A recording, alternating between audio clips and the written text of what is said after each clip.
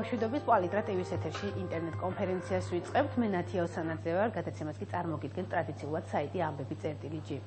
დარწმუნებული ვარ, რომ ყველა თქვენგანს განუცდია ცხვირის გაჭედვით გამოწვეული დისკომფორტი და ეს არც თუ ისე სასიამოვნო ასატანია.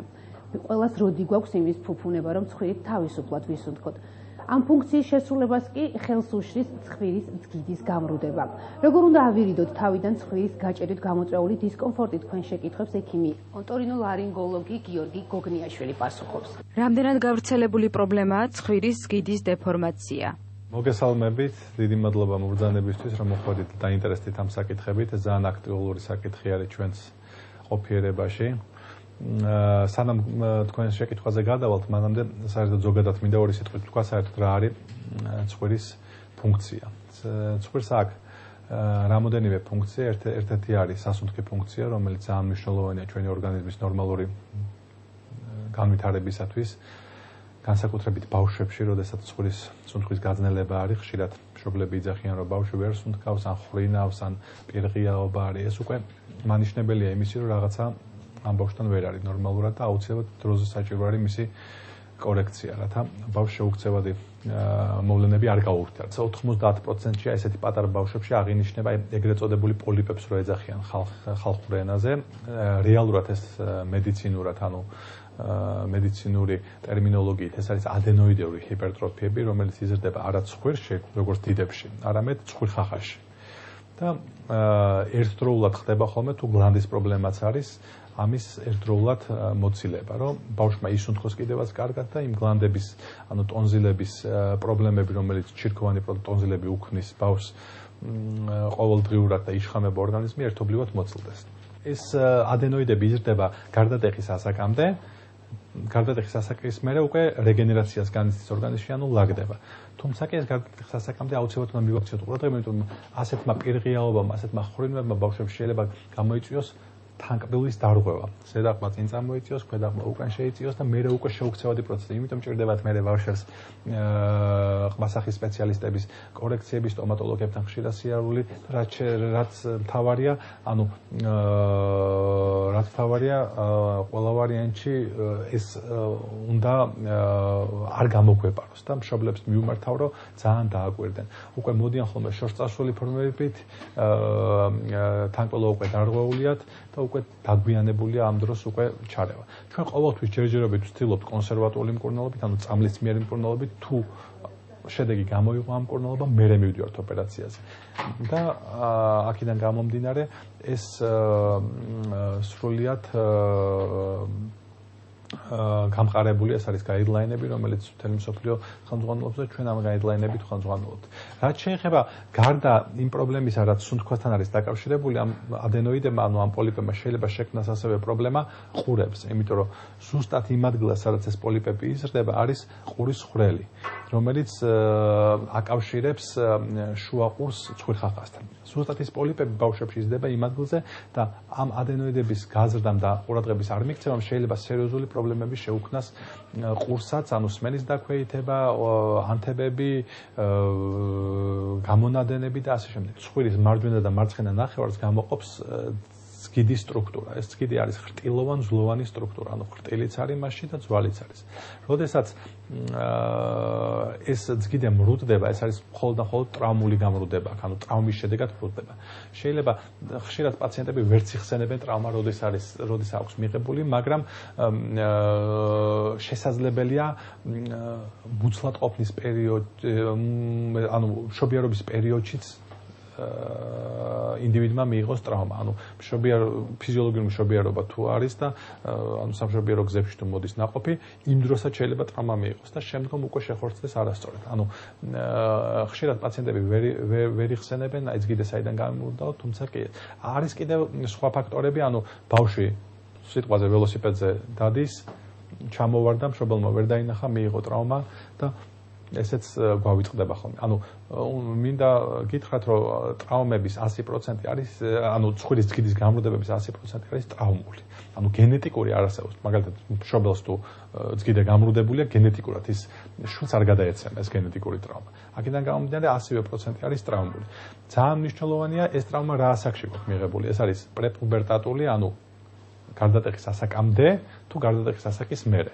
იმიტომ რომ ოპერაციული ტექნიკაც განსხვავებულია. სულ ეკითხებით ჩვენ პაციენტს რომ აი რა ასაკში მიიღო, თუ არ ახსოვს, ესე იგი ბავშვთა ასაკში მიიღო და ამიტომ ამას აღნიშნავთ რომ მე ოპერაციაზე ეს მეხმარება სწორი ქირურგიისათვის. რამ შეიძლება გამოიწვიოს ცხვირით სუნთქვის გაძნელება? სუნთქვის გაძნელება ძალიან ესეთი ფართო ცნება არის და გამოწვეულია ბევრი ფაქტორი. ერთ-ერთი არის ძგიდება, ეს არის ასევე ნიჟარები, რომელიც 6 ნიჟარა გვაქვს ჩვენ ცხვირში, 3 ერთ მხარეს, 3 მეორე მხარეს.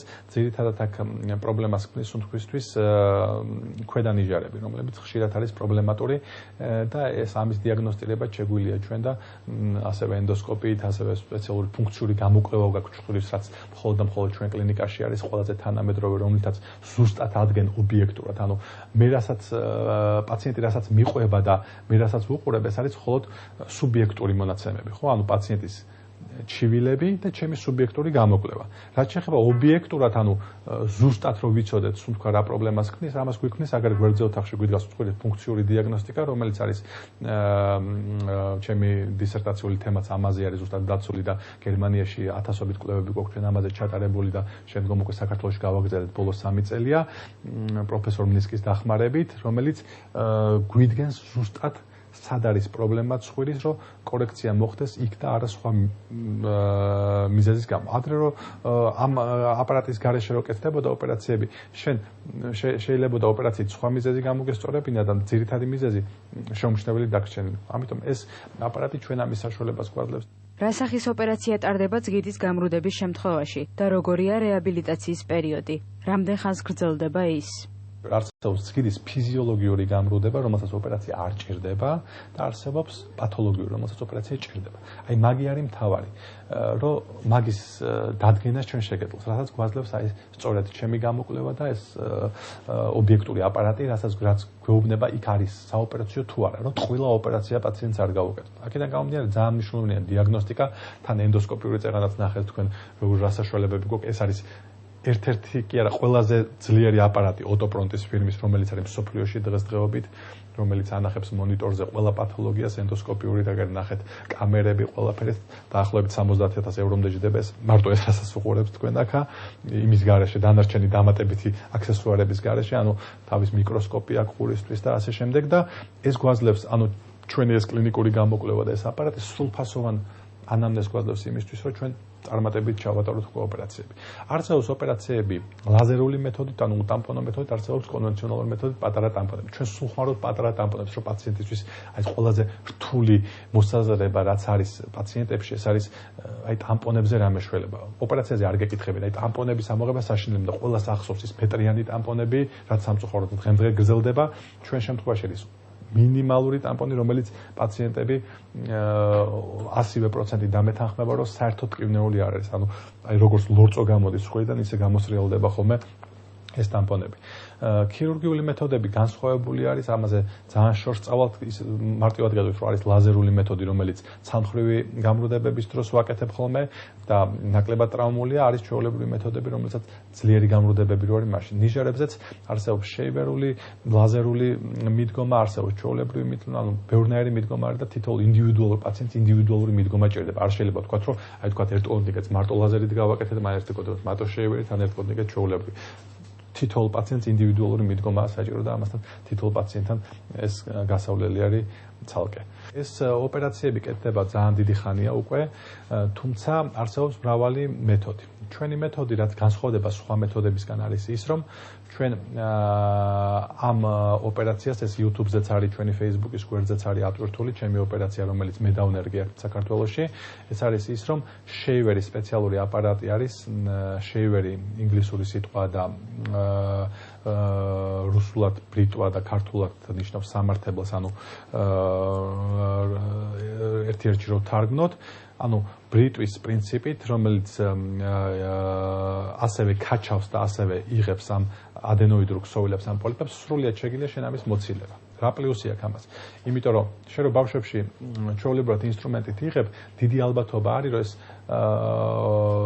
ადენოიდები ისევ გაიზარდოს, ანუ რეციდივირების ალბათობა გააჩნია. ჩვენ შემთხვევაში უფრო ნაკლები ალბათობა, თუმცა გარანტიას ვერავინ ვერ ვიძლევით, ვერც ჩვენ და ვერც სხვა მეთოდები, უბრალოდ იმითი რო არის ალბათობა სიტყვაზე 4-6%-ში რომ გაიზარდოს, ამაში არის 1%-ში რომ შეიძლება ისევე მოხდეს მისი გაზრდა, ხო?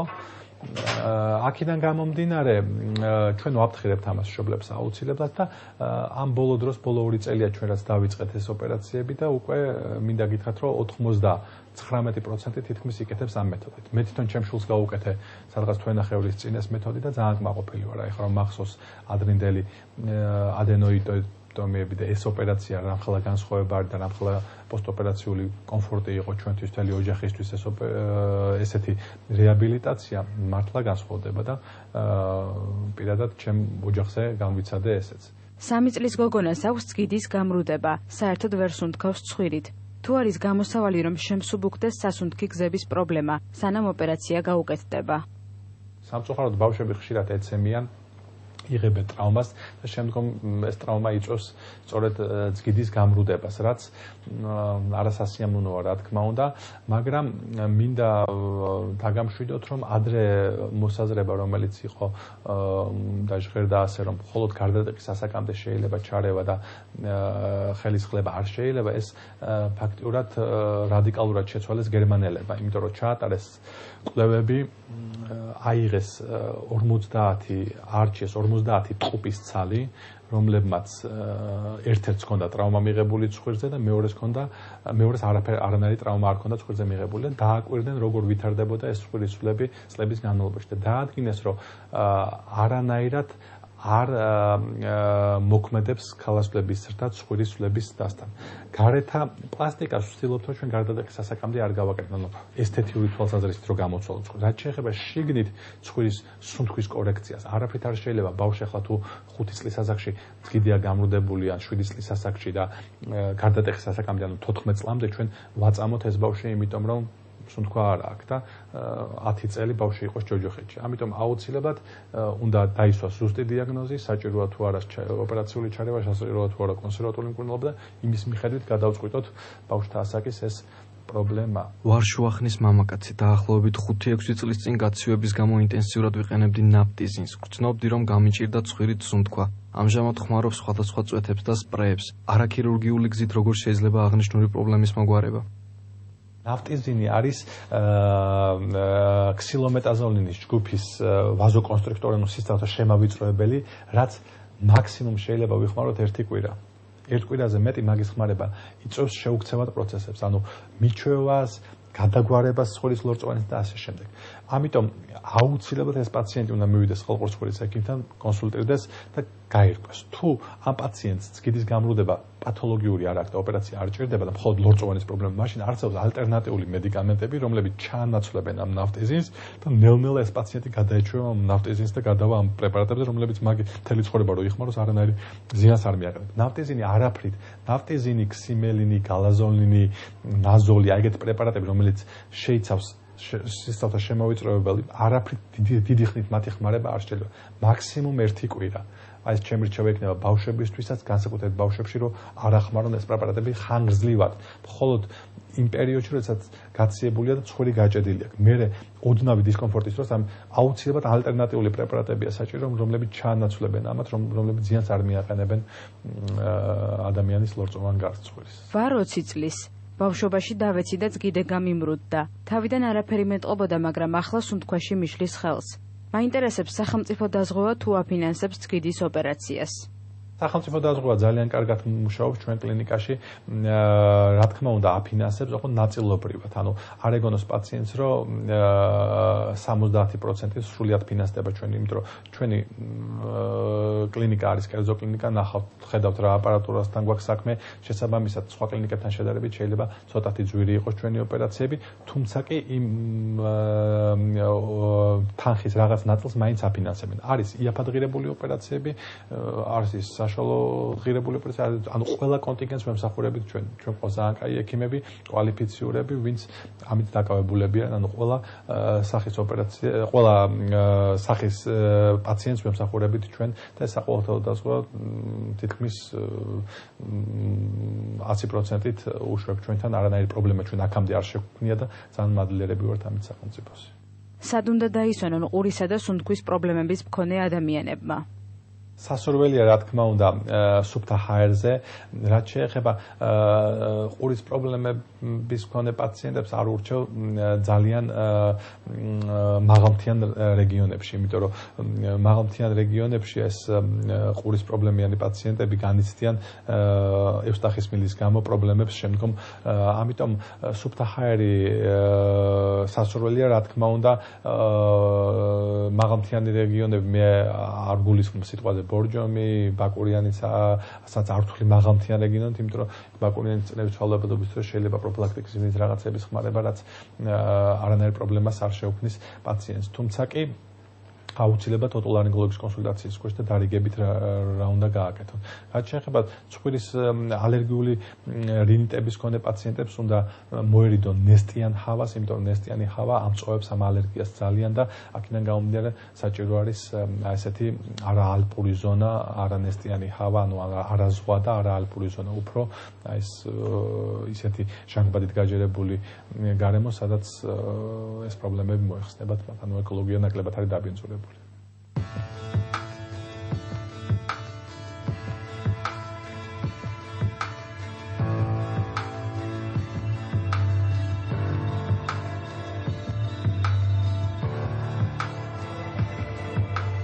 ინტერნეტ კონფერენცია დასრულდა, მე ჯანმრთელობას გისურვებთ და ერთი კვირით კეთილი სურვილებით გემშვიდობებით, ნახვამდის.